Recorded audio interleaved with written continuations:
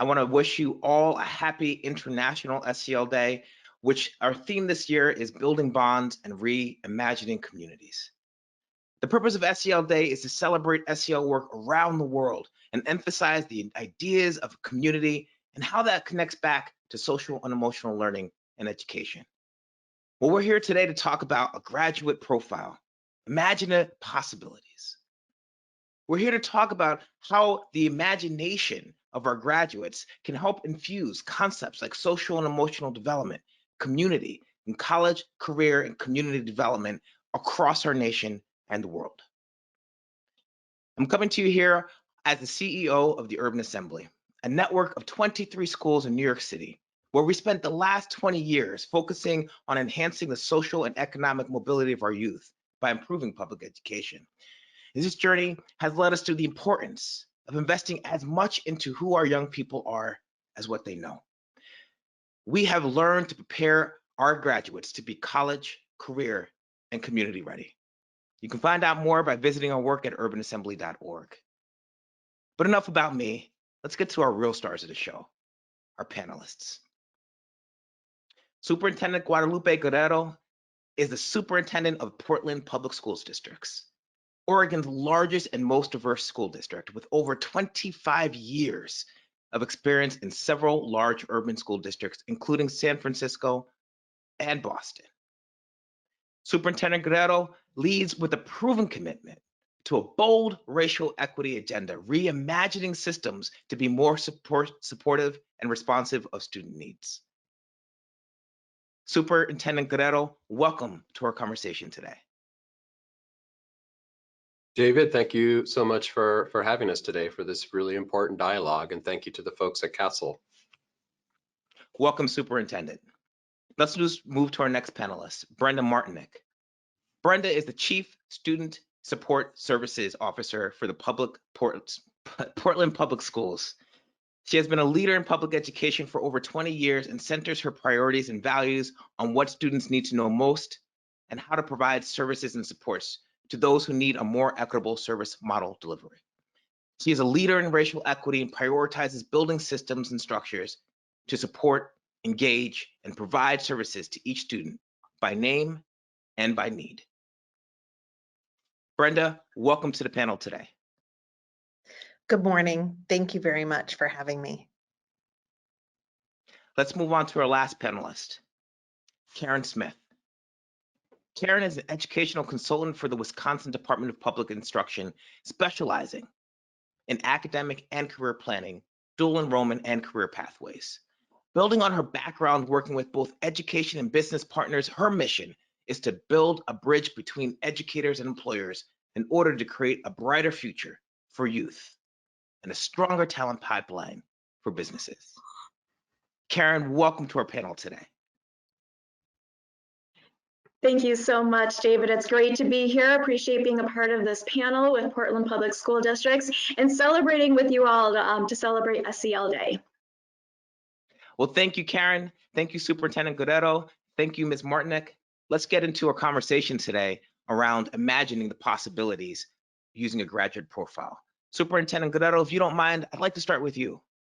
Can you tell us a little something about public schools, Portland Public Schools graduate portrait, and how it reflects SEL vision of your educators, communities, and families? Yes, absolutely. You know, there's nothing more powerful than when a community comes together and has a clear definition, has arrived at that understanding of a vision for its public school system, and more importantly, what it desires for its children and youth in the way of outcomes. And so, having worked in 3 larger school districts now, the clearer you are about your core mission and that vision for your graduates, the easier it is to coalesce around that vision.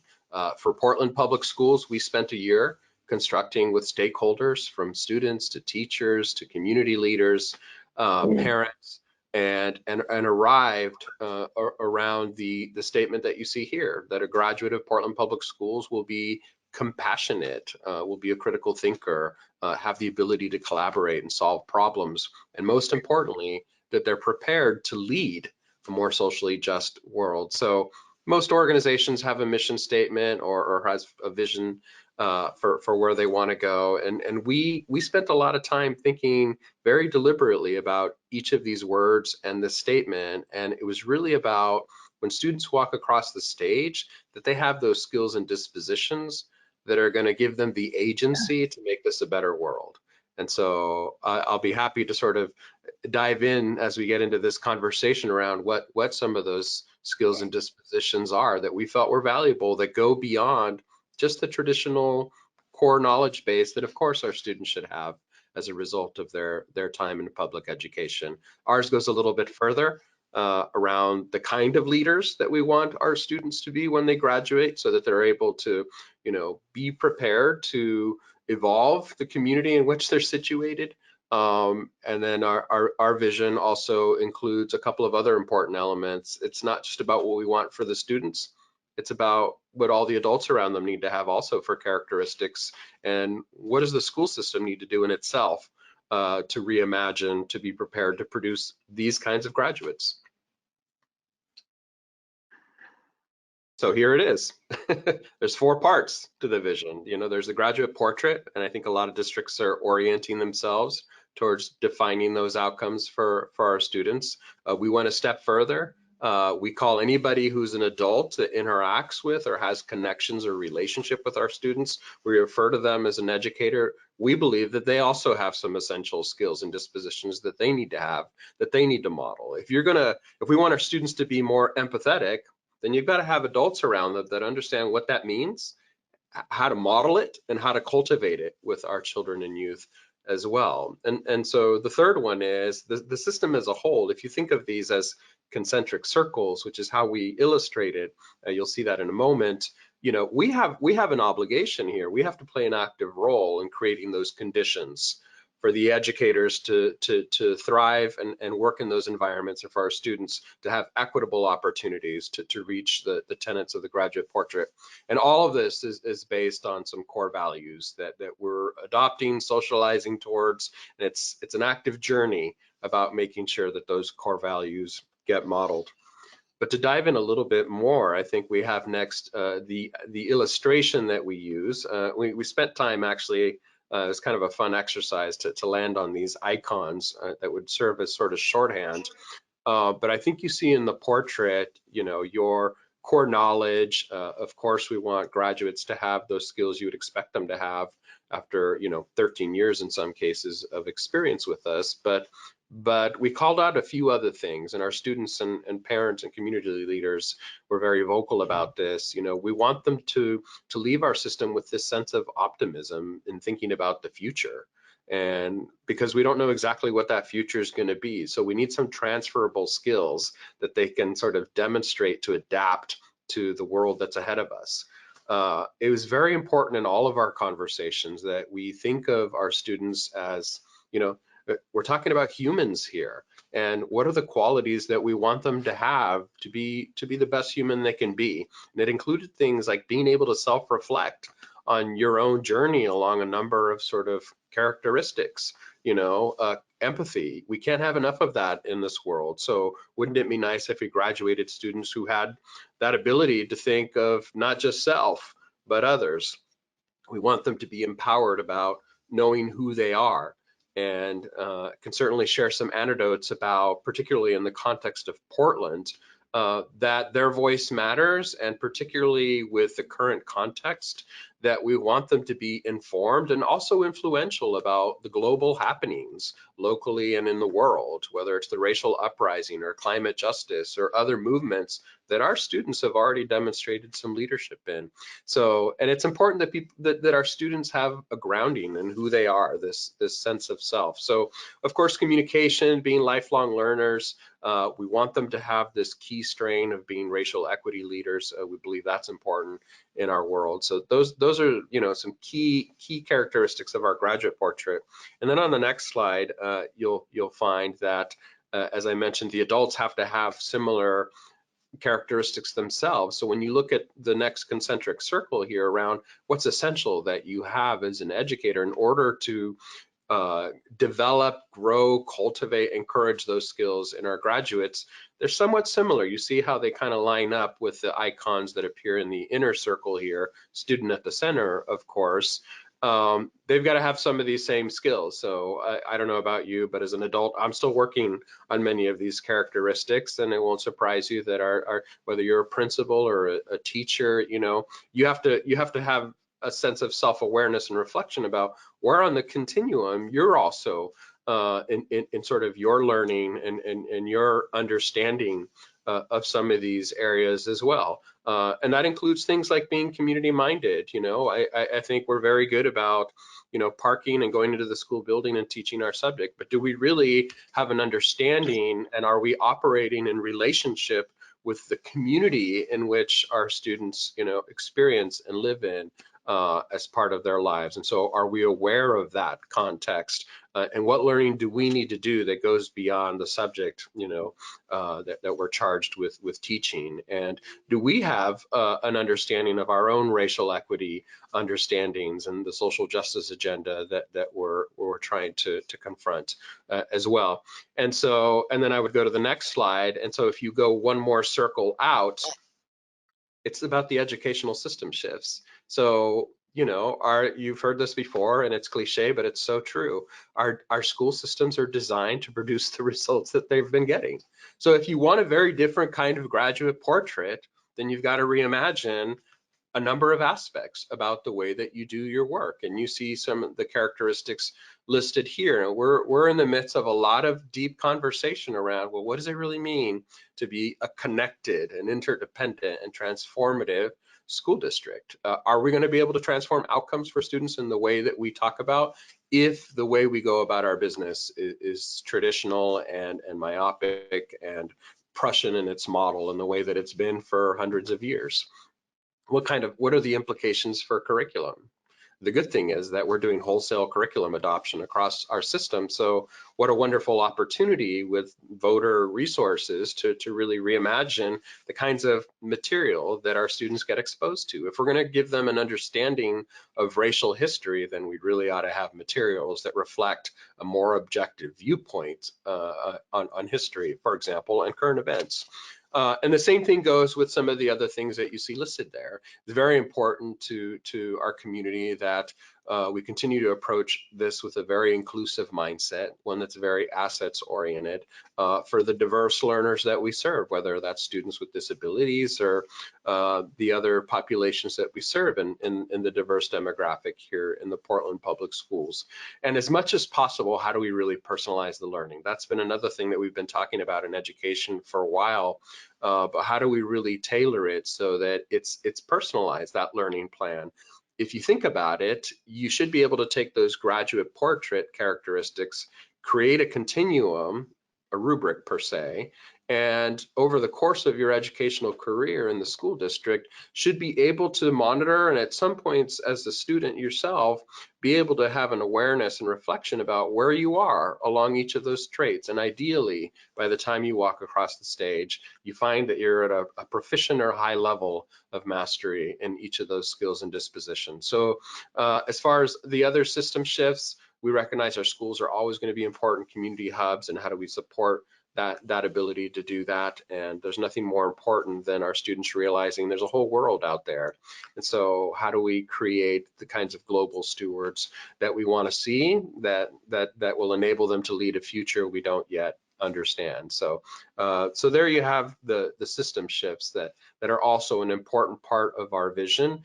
If all of these concentric circles are reinforcing one another and there's that level of coherence exercised in all the decisions we make and the resources we deploy and how we use our talent, then we believe that we'll better be able to demonstrate the kinds of graduates that we're talking about.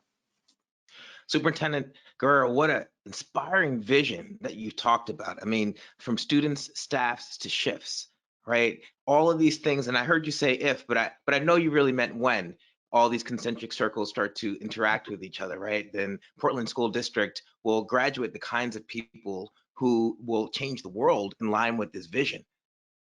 Karen, I know Wisconsin has also been engaging in a similar process to develop a statewide graduate profile. Can you tell me a little bit about how you're connecting this process to the priorities of the state education department?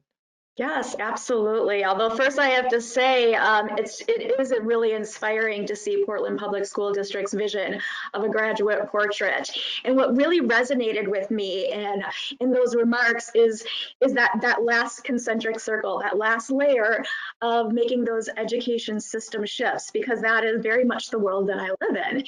And so we definitely come at this from a slightly different angle. You know, as David mentioned, I work for our state's education agency, Department of Public Instruction. I'm also on the career and technical education team. So our journey with this began about a year or so ago when we started working with CASEL as part of their Collaborating States initiative to really look at the intersection between social emotional learning and workforce development.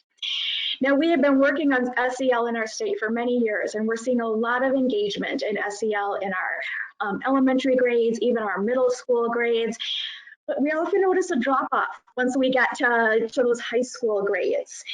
And so we thought that if we could show that connection between our employability skills and social emotional learning, that might be a way to really engage our high school educators and continue all the great work that's happening with SEL in those earlier grades all the way through graduation. And so as we were looking at our Wisconsin social emotional learning competencies and our Wisconsin employability skills standards and doing that crosswalk, of course, we saw that really strong alignment between the two. But we also saw a really strong alignment between our employability skills standards and our digital literacy standards and the STEM skills that we talk to schools about and the global competencies that we talk to schools about. And that's where we started to make a little bit of a turn in the conversation and started saying, well, wait a second, we have all these different standards, skill sets that we're trying to find ways to, help educators in the field really bring this into the classroom, but they all connect together. And so that's where we started thinking, okay, this is starting to sound more like a portrait of a graduate than just a conversation about employability skills. Because when you start to package all those skills and standards together, you start to create this picture of all the skills and characteristics that students need to be successful, not just in employability situations in their career, but also in college and also as community citizens.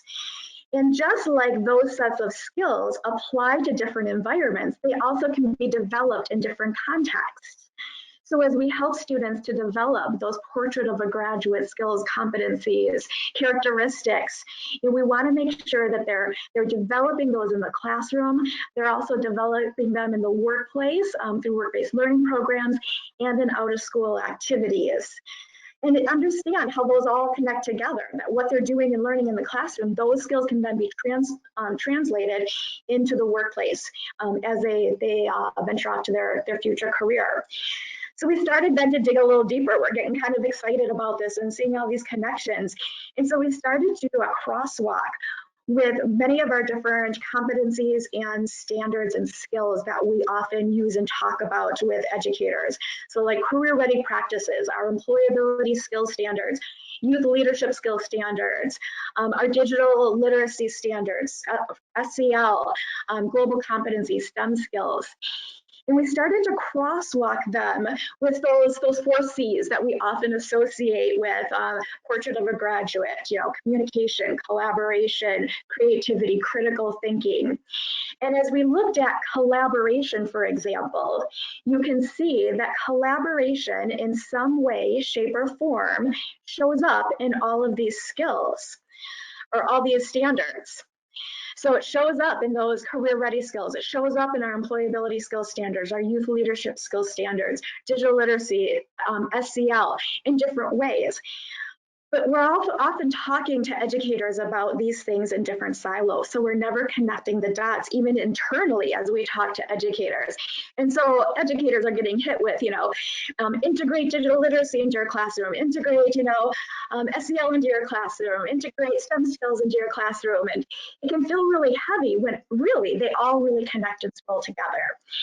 And so it just showed us that even in our state education agency, we were working in silos, and we needed to do a better job at connecting the dots internally so that we can communicate with educators and school districts in a much more coherent way to help them effectively be able to braid all these things together in the classroom, in work-based learning environments, and in out-of-school time programs.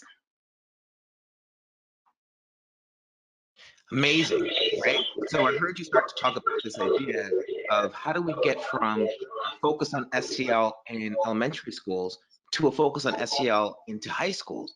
And then you thought, man, the relationship between employability and SEL would be a great way to hold on to these concepts through the post-secondary outcomes. And it's so interesting because when Superintendent Guerrero talked about this notion of clarity and coherence, what you guys did is pull collaboration out as that coherent mechanism to attach all these systems and supports and silos to a social and emotional learning framework to support this work moving forward. So that's an amazing approach to think about how we build coherence and collaboration through social and emotional learning principles. Now, Brenda, as the Chief of Student Support Services, you are in charge of translating some of these big concepts that Superintendent Guerrero has put forth into some operational systems and supports for schools. Can you tell me a little bit more about the work that you have done in the context of Portland's public schools? Yes, thank you. First, I want to thank Karen for highlighting the collaboration piece, because that's truly how we're going to make our systems and structures work, is breaking down those silos and working together as a team. And as the superintendent has outlined our vision and our graduate portrait, what I wanted to talk a little bit about is our racial equity and social justice lens, and our policy, our values, because that's really at the core of every decision that we're making. It's braided into every department, every professional development. It's braided into our core curriculum, and even our social emotional learning in partnership with CASEL. It really includes our core values and how we are going to work within our systems with our educators, with our students, with our families, and with our community partners too. So I just wanted to share that this is really at the core, along with our student who is our graduate, but everything that we do really falls within our racial equity and social justice lens. So this work is also part of our transformative SEL, our social emotional learning. It shows in our SEL and our trauma-informed practices, and really how we're supporting all of our students, especially our Black and our Native students. The other thing I wanted to talk about was during the pandemic, it has been extremely difficult for all of our students and all of our families. And so really aligning that, breaking down our silos, being collaborative, and really offering that help and support in a variety of different ways has been huge for us. So PPS is committed to a district-wide social emotional learning, prioritizing our health and wellness for all of our PPS students. And as you can see, what we developed was our core values. This advances the graduate portrait. It serves as a lever for racial equity and social justice, and fosters identity, belonging, and agency for students and for our school communities. So as we look at this, if we really focus on students at being the center of all of our decisions, we braid that racial equity and social justice into our core values. And then we show integrity.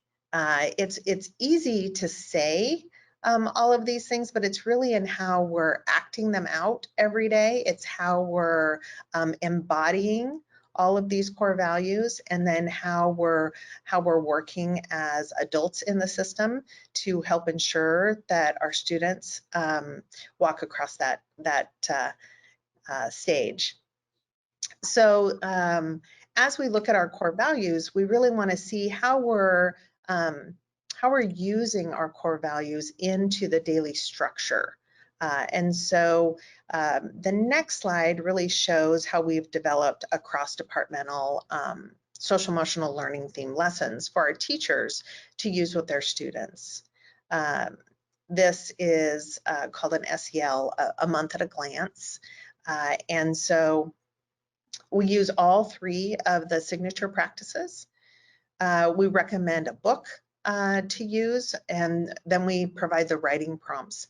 This is just one example. This is just 1 week of how we are embedding those SEL lessons into the fabric of student learning.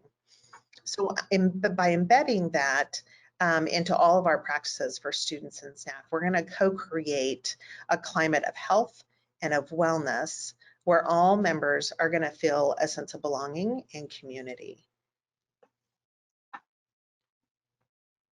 Outstanding. I mean, the translation of concepts to operational ideas or systems and structures from the what to the how, that's a real challenge, and it takes real professionals to do this in a way that actually makes impact on young people.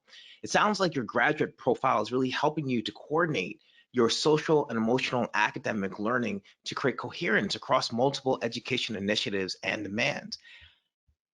But we're here on SEL Day, and not just National SEL Day, but International SEL Day. And we're talking about this theme of building bonds and reimagining communities. Now, Brenda, I heard you talk about ensuring that your students of color and your Native students have an opportunity to develop their social and emotional skills alongside all of your students at Portland Public Schools. Karen, I heard you talk about this portrait of a graduate that came from employability to who we want our students to be over in Wisconsin. And Superintendent Guerrero, I heard you talk about overlapping systems of structures and support that have a concentric outcome of a student who can solve problems and contribute to their community. So I guess I'm going to open this up to everyone. It seems like you guys have all thought about this work.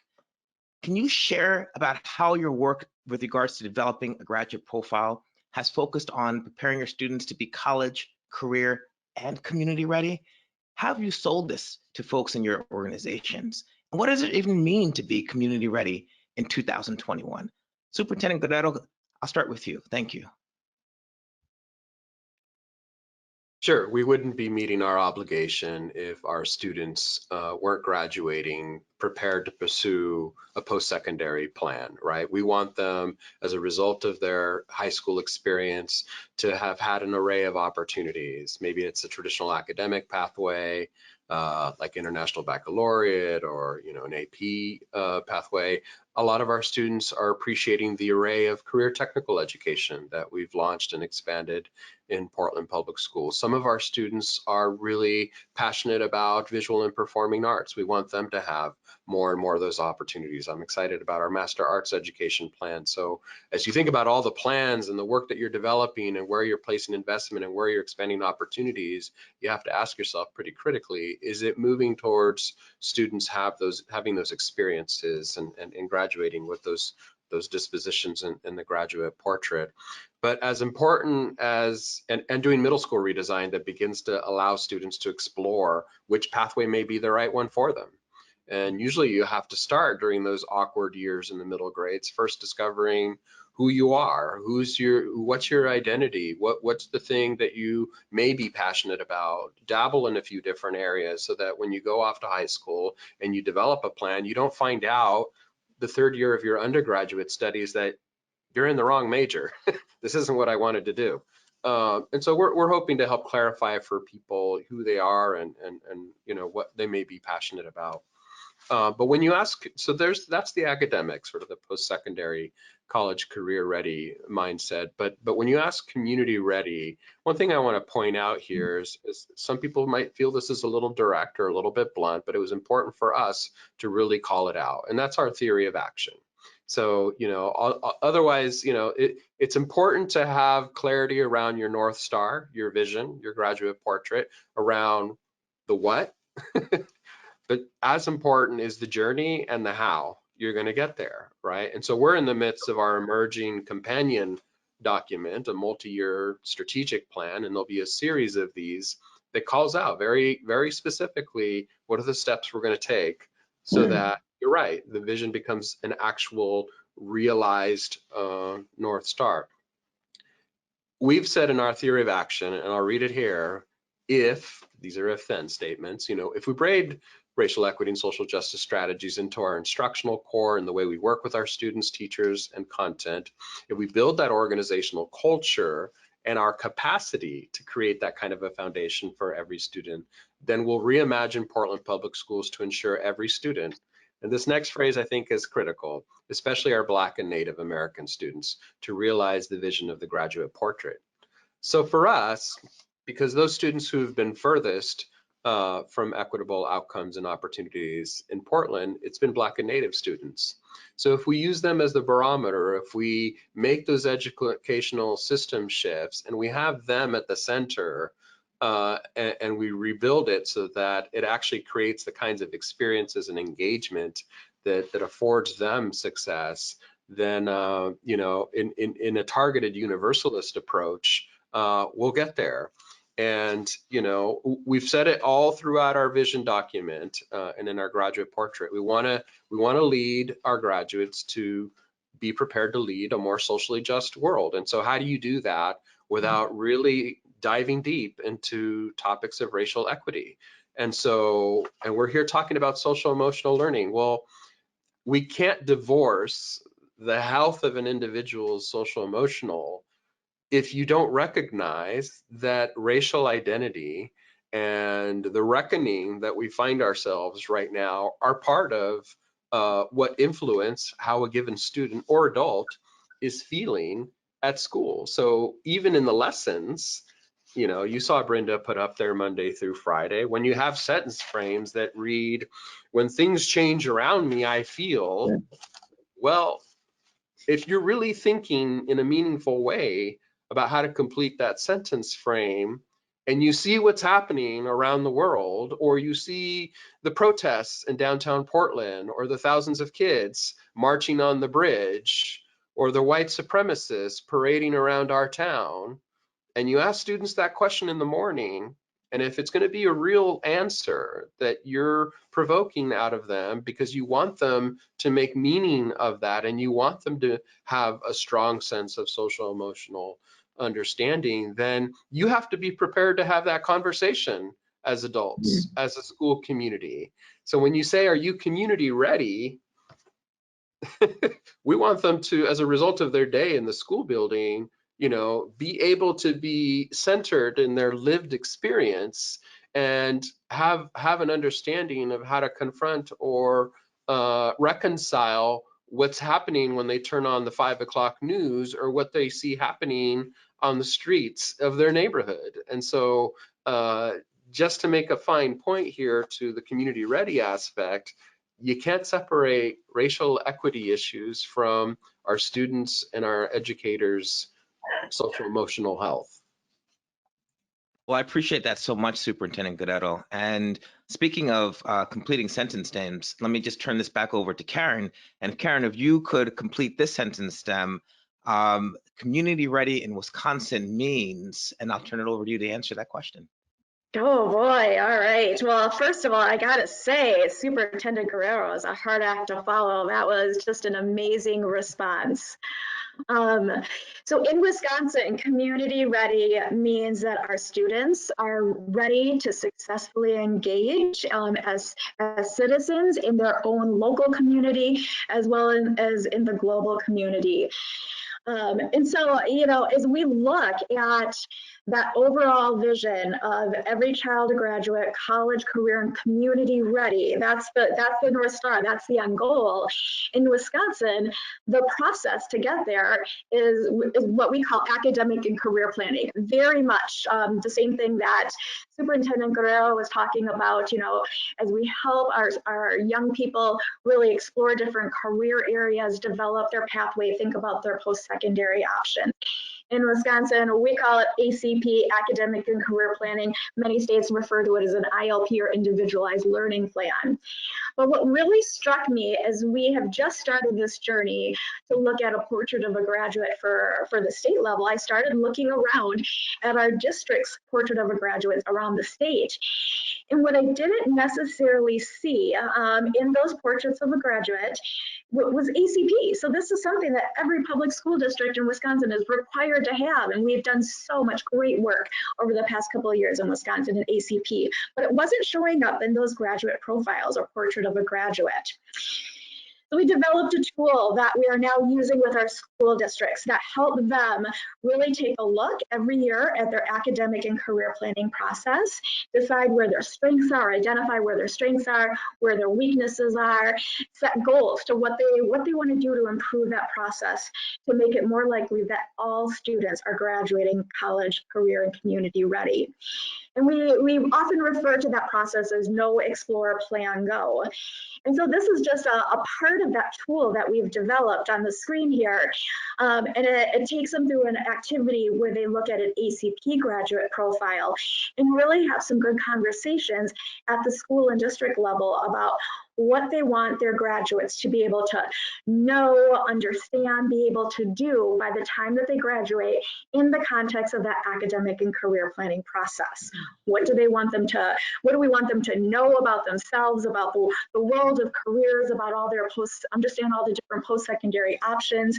What do we want them to, have included in their plan for what they're going to do after high school? And then you get to the go part. And I think a lot of times we kind of forget about the go part. It's all about the plan, and then the go is almost an afterthought. But that go, that's where SEL is really showing up. That's where Portrait of a Graduate is really showing up. It's developing all those skills that are actually going to help you go in your career. You need to be able to communicate. You need to be able to collaborate. You need to be a critical thinker. You need to be creative. All those things come together and really help someone be successful in their career, in their post-secondary education, and in their community. Imagine if we graduate students with all those skills. Imagine what that would do to social media and some of the dialogues that we're seeing on social media. How we can change that if we help students create more social awareness, self-awareness, ability to dialogue and communicate in a more effective way. So we're really excited about where we're going with all of this, but we're still really early in the process. So that I am learning today so much from Portland Public Schools, and I'll probably be giving you a call in the near future. Would love to share all this information with our Wisconsin school districts. Thank you so much, Karen. I mean, I learned so much about this notion of academic and career planning.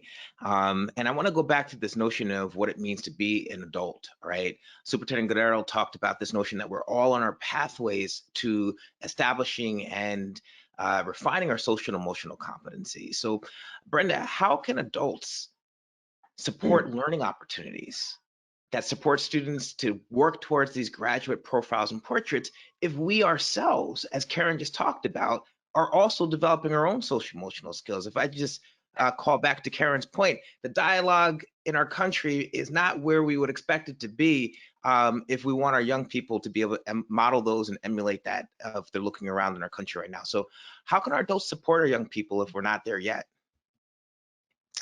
Thank you. Excuse me.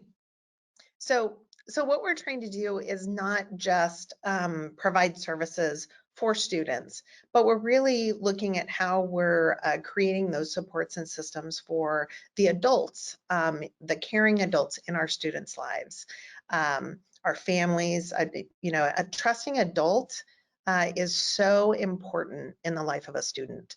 And so we are partnering with our culturally specific partners. We're providing ongoing professional development and offering supports for our adults and excuse me, and then also for our families.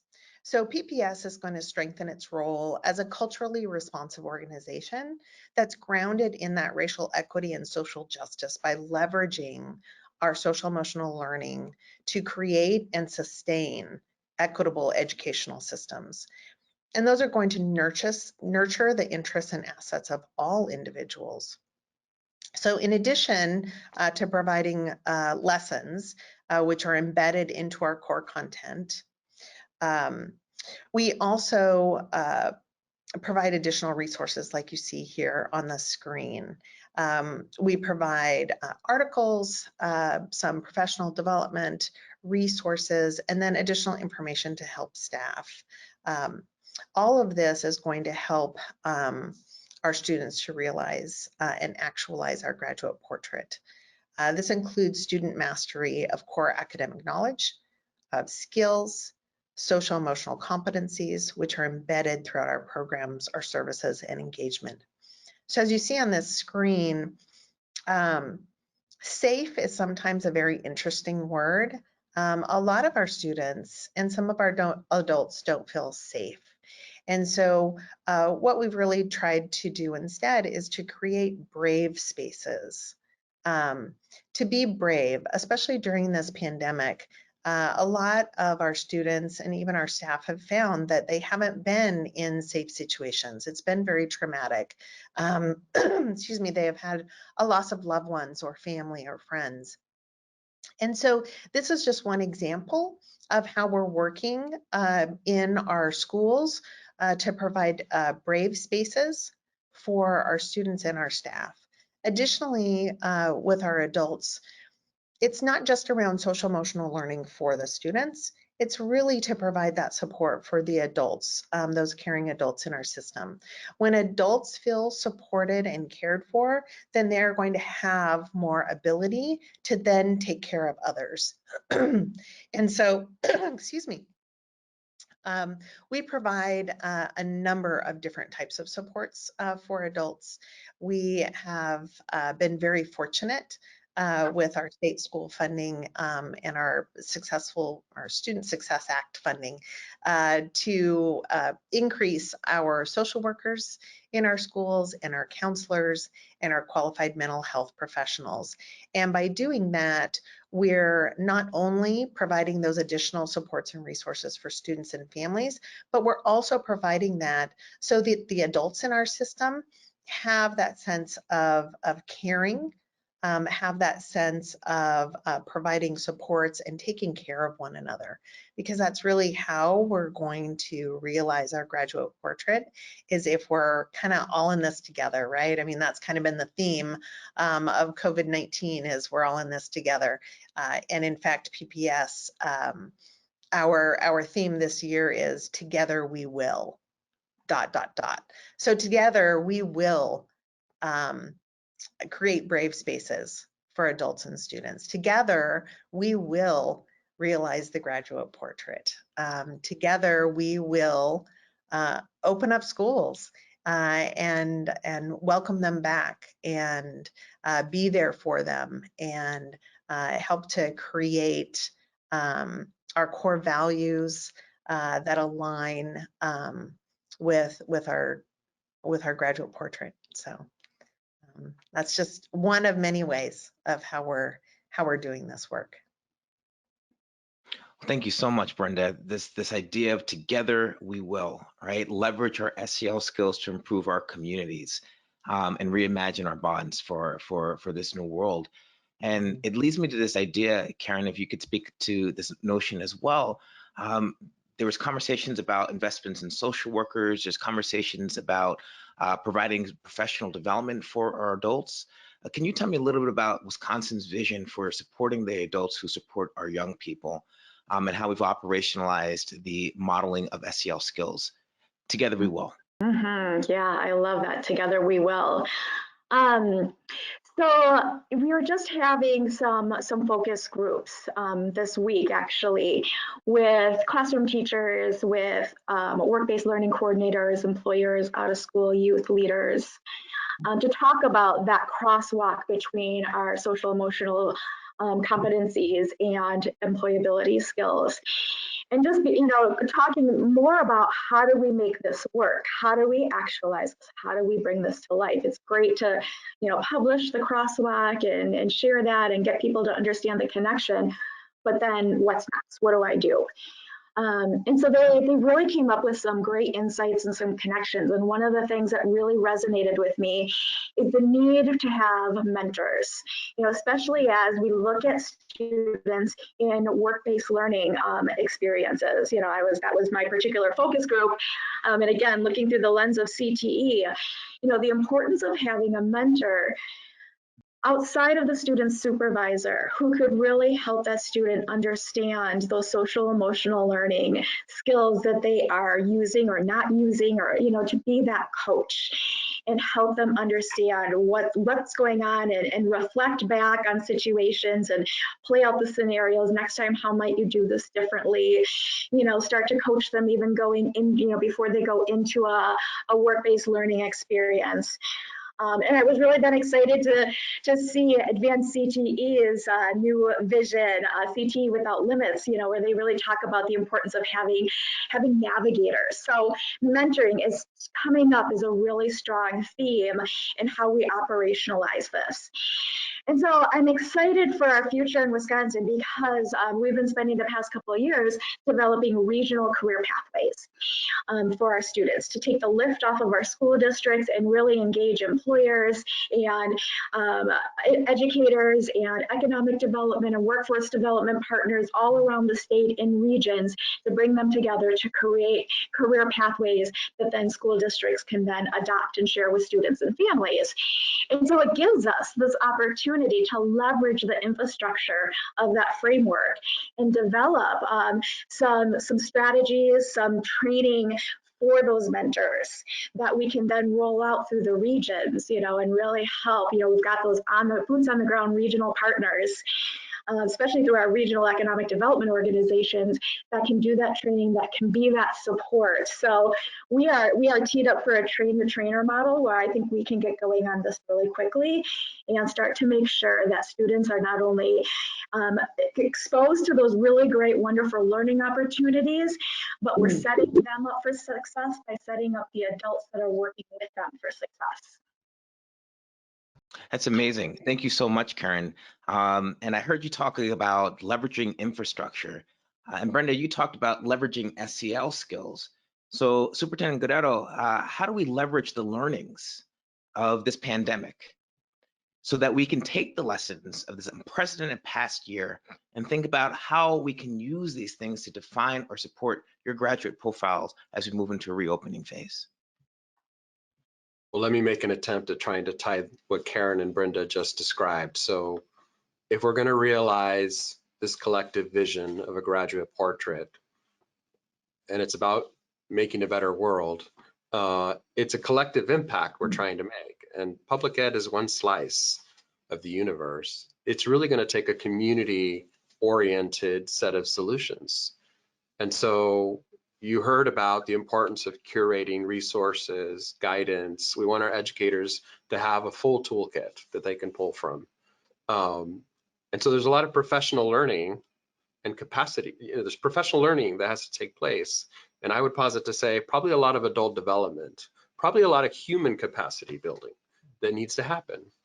And so this notion of if part of social emotional health and safety for our young adults, as an example, is going to be there, and we know that they benefit from mentorship. Maybe it's just our school district, but when you look at the realities of who's working with our students, as much as it's a priority for us to keep building our workforce diversity, for the most part, our educators are white females. But if we're going to reinforce social emotional health and sense of self, we want our students to have access to mentors who look like them. And that's why it's so important for us to be partnering right now with our culturally specific partners who are providing some of this mentorship and affirmation. And we all have to keep growing our understandings, but who's talking with the Asian student right now, given what's happening in current events, Asian and Pacific Islander students, whether it's the violence their community is experiencing across the country and locally, whether it's some of the vitriol that we've heard, who's talking to the Black youth who are having particular experiences with law enforcement or have seen what's happened in recent years, and frankly, all the time. Who's speaking with our Latino students and our immigrant students who have, you know, continue to be subject to, and so when you think about what the conversation must be at home, or the variety of feelings that they've been having, how do we still encourage their sense of agency? How do we make sure they can thrive with a strong sense of self? And so it's going to require learnings in the schoolhouse. It's going to require a whole ecosystem of partners and supportive adults and providers who are going to help to strengthen our children and our youth's sense of self-efficacy. And I'll go back to, you know, our core mission or vision statement is we want them to be prepared, you know, with strength to lead a more socially just world. And the only way that you get at a more socially just world is if each one of us engages in some reflective human capacity building. And that's the kind of world when I'm rocking in my rocking chair, I hope to see around me. And if, you know, I've done my part to try to encourage that, then maybe it will be a better world. And that's such a wonderful vision to close this conversation on. I want to thank our panelists, Superintendent Guerrero, Ms. Martinek, Ms. Smith, for having the vision to think about and reimagine what our graduates could be. Today, you listened to one state and one district, who have reimagined the concept of a graduate. They went from the what to the how. This notion of collective impact and using social and emotional learning as the orientation structure, the cohesion mechanism to create that collective impact, to ensure that when Superintendent Guerrero is in his rocking chair, we have invested in our youth to be college, career, and community ready.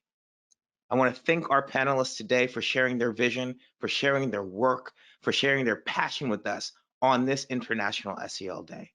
And on behalf of CASEL Cares and the Urban Assembly, I wish all of you a happy SEL Day and look forward to hearing the stories from around the world of building bonds and reimagining communities.